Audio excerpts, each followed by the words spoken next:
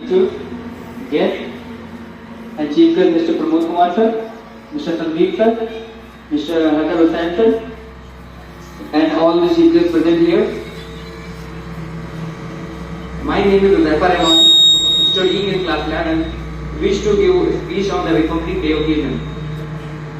On this occasion of Republic Day, I would like to thank my class teacher for giving me an opportunity to speak about the Republic Day. Today, we all are gathered here to celebrate the Republic Day of our nation. On 26 January 1950, our community got its constitution. We got our independence on 15th August 1947, but before 26 January 1950, we were following the law and rules set by the British. Since 26 January 1950, we have our own rules and laws that are implemented to all the Indians. Has come into existence after many debates and amendments. On 26 November 1949, the drafting committee of Constitution was formed and Dr. B.R. Ambedkar was appointed as the chairperson of the committee. After debate in both of the houses, the Constitution came to existence and we became a republic country. Republic means that the citizen of the country holds the supreme power to elect representatives.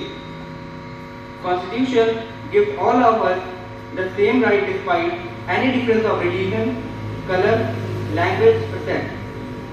A grand celebration of Republic Day is held in the capital of India, Delhi. On this day, ceremonial parades take place at the Rajpath in the presence of President and Prime Minister. The celebration starts at the gate of the Rashtrapati Bhavan. The President of India unfurls the national flag and addresses the nation with Republic Day speech. The prestigious awards of the country are also given to martyrs and heroes of the army and civilians of the day. Now, I will stop by wishing you a very happy Republic Day to you all. Thank you. Now, I will request my friends to give their badges to all the chief guests and guests present here.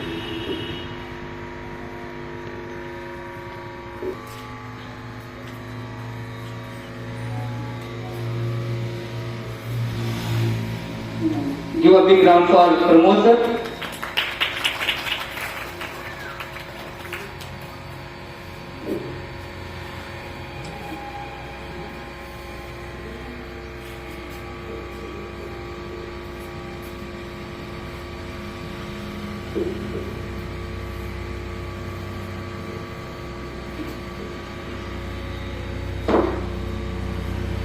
Now we see Mr. Hakar Hussain sir.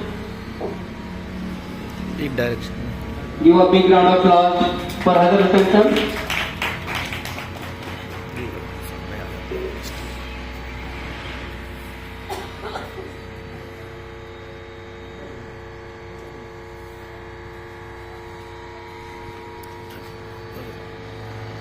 And Mr. Kamal Ahmed.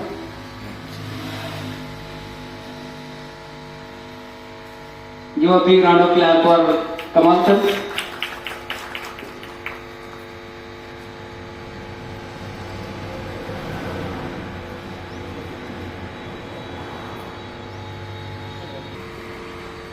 Now we get a round of applause for Sandeep Singh.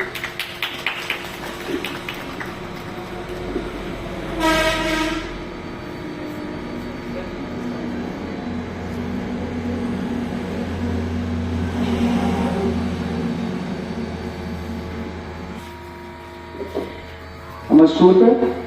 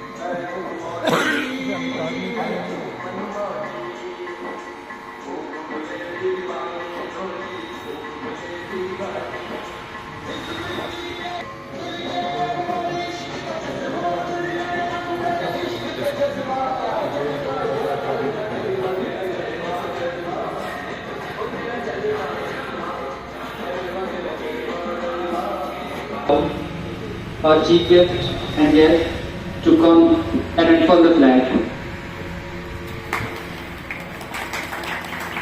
And teachers also.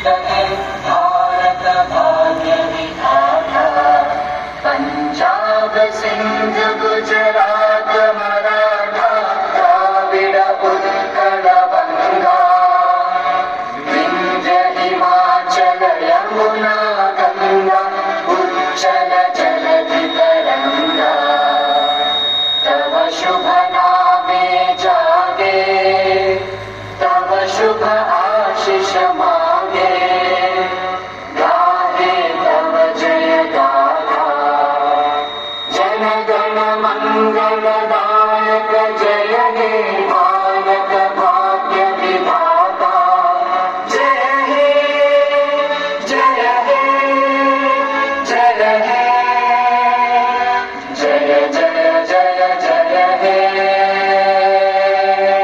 Bharat माता की।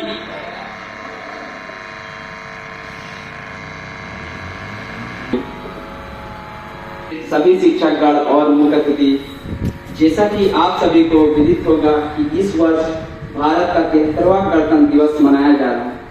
आज मैं आपको गणतंत्र दिवस से संबंधित सभी महत्वपूर्ण जानकारी आपके साथ साझा करना चाहता हूँ। 26 जनवरी सन 1950 को देश का संविधान लागू किया गया, तो उसी उपलक्ष्य में भारत देश के प्रत्येक नागरिक के द्वारा गणतंत्र दिवस के बड़े ही उत्साह और उमंग के साथ मनाया जाता है। अर्थ है जनता के द्वारा जनता के लिए शासन। 26 जनवरी 1950 को हमारे देश सभी भारतीय नागरिकों को द्वारा यह दिवस बिना भेदभाव के मनाया जाता है।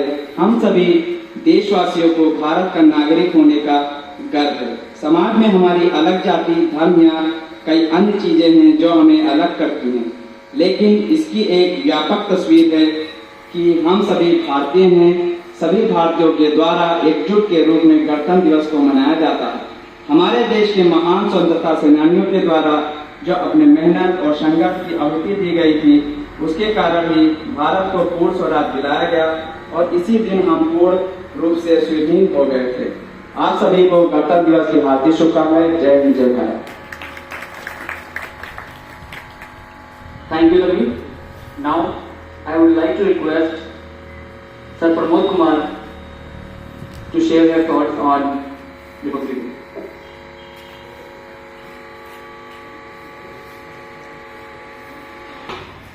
आज एपेक्स इंटरनेशनल स्कूल के प्रांगण में 26 जनवरी के शुभ अवसर पर हमारे हैदर हुसैन साहब, संदीप भैया, विद्यालय के प्रबंधक, मशहूर भैया, कमाल भाई, उपस्थित और अतिथि बंधुओं, यहाँ के अध्यापक, अध्यापिकाएं, मातृशक्ति, और बच्चों, अभी जैसा बताया गया है कि हमारे देश में आज गणतंत्र दिवस मनाया जा रहा है।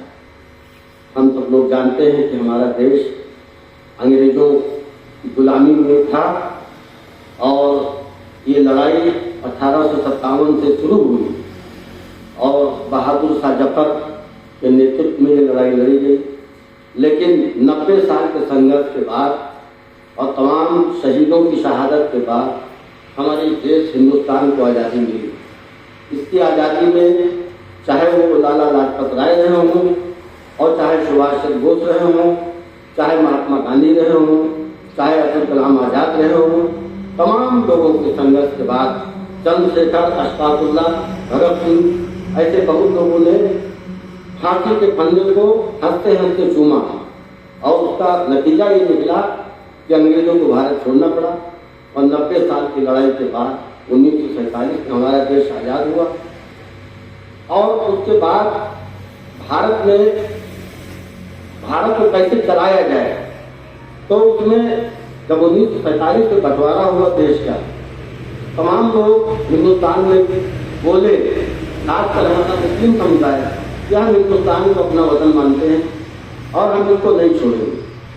तो जो लोग अपने हिंदुस्तान को अपना वतन मानते थे वो हमारे देश में रहे और इसीलिए भारत का संविधान जो डॉक्टर अम्बेडकर के नेतृत्व में बनाया गया उसमें धर्मनिरपेक्ष शब्द का इस्तेमाल किया गया और सबको, सब जातियों को, सब धर्मों को समान अधिकार दिया गया। और कहते हैं कि विश्व में लिखित जो संविधान है वो भारत में सबसे बड़ा है और हमने अन्य देशों से भी इसको देखा, अध्ययन किया हमारे विद्वानों ने उस समय के, और तब भारत का संविधान बना। गणतंत्र हमारे देश में हजारों साल पहले भी था। इतिहास हम लोग पढ़ते हैं, लक्ष्मी गणराज्य का उल्लेख आता है, उस समय भी गणतंत्र। लेकिन बीच में राजा महाराजा का भी शासन हुआ और अंत में जब संविधान बना तो उसी बात को लागू करते हुए कि ये जनता के द्वारा, जनता का संविधान, जनता का कानून, जनता का ही शासन लागू होना चाहिए। गणतंत्र की स्थापना हुई सन 1950 26 जनवरी को गणतंत्र हमारे देश में लागू हुआ। 1952 को पहला आम चुनाव हुआ, उसमें जनता द्वारा चुने हुए जनप्रतिनिधियों ने देश की बात को संभाली और तब से आज तक हमारा देश गणतंत्र के ही रूप में जनता के द्वारा, जनता के शासन के द्वारा